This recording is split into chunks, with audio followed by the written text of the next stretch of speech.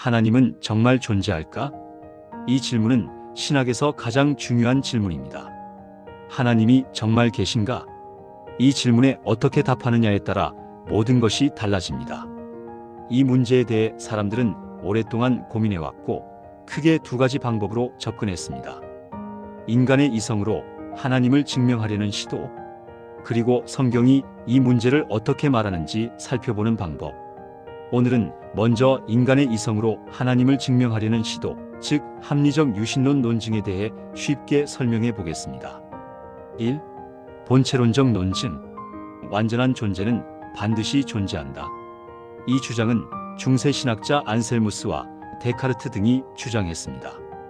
이 논증의 핵심은 이런 것입니다. 우리는 완전한 존재를 생각할 수 있다. 그런데 완전하다면 존재하지 않는 것은 완전하지 않다. 그러므로 완전한 존재는 반드시 존재해야 한다. 조금 어렵죠? 쉽게 말하면 이겁니다.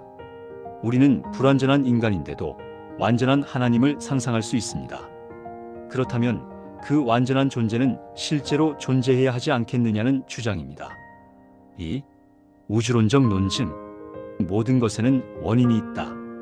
이 논증은 토마스 아퀴나스, 존 로크, 임마누엘 칸트 등이 발전시켰습니다. 핵심은 아주 간단합니다. 이 세상 모든 것에는 원인이 있다. 그렇다면 우주도 원인이 있어야 한다. 그 마지막 원인은 무엇인가? 우리는 스스로 존재하게 된 것이 아닙니다. 우주도 스스로 만들어질 수 없습니다. 계속해서 원인을 거슬러 올라가다 보면 결국 원인 없는 원인, 즉 스스로 존재하는 존재에 도달하게 됩니다. 그 존재가 바로 하나님이라는 주장입니다. 3. 목적론적 논증. 이 우주는 너무 질서정연하다. 이 생각은 플라톤이 말했습니다. 자연을 보면 질서가 있습니다. 계절이 바뀌고 별이 움직이고 생명체는 놀라운 구조를 가지고 있습니다.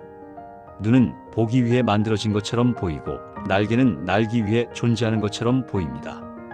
이렇게 정교한 질서와 목적이 있다면 그 뒤에 설계자가 있지 않겠느냐는 주장입니다. 마치 시계를 보면 이건 누군가 만들었겠지? 라고 생각하는 것과 비슷합니다. 4. 도덕적 논증. 양심은 어디서 왔을까? 이 논증은 특히 임마누엘 칸트가 대표적입니다. 칸트는 이렇게 말했습니다. 우리는 마음속에 이건 옳다, 이건 틀리다라는 도덕적 기준, 즉 양심을 가지고 있습니다. 그런데 이 양심은 어디서 온 걸까요? 단순히 사회가 만든 것이라기엔 사람은 혼자 있어도 죄책감을 느낍니다. 칸트는 말합니다. 우리 안에 있는 도덕적 명령은 우리보다 더 높은 존재로부터 온 것이다. 그래서 양심은 하나님의 존재를 요구한다는 것입니다. 6. 그 밖의 주장들. 종교적 논증. 모든 시대, 모든 문화에는 종교가 존재했습니다. 그렇다면 인간에게 종교성이 있다는 것 자체가 하나님의 존재를 가리키는 것 아니냐는 주장입니다. 미학적 논증. 이 세상에는 아름다움과 숭고함이 존재합니다. 그렇다면 아름다움의 근원이 되는 존재가 있지 않겠느냐는 생각입니다.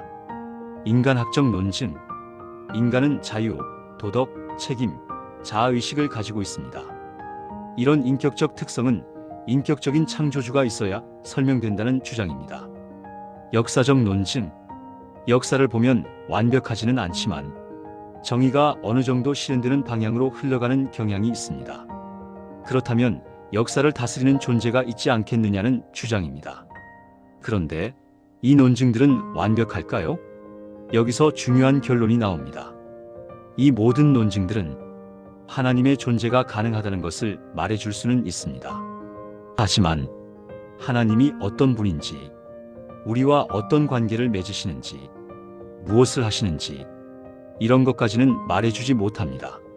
즉 하나님이 있을 수도 있다는 가능성까지는 말할 수 있지만 그 하나님이 누구인가?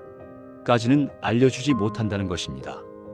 그래서 신학은 여기서 멈추지 않고 성경이 무엇을 말하는지로 나아갑니다. 하나님은 존재하는가? 라는 질문에 대해 인간은 이성으로 여러 가지 답을 시도해 왔습니다. 하지만 이성만으로는 완전한 답에 도달하기 어렵습니다. 그렇다면 성경은 이 문제를 어떻게 말할까요? 다음 영상에서 계속 살펴보겠습니다.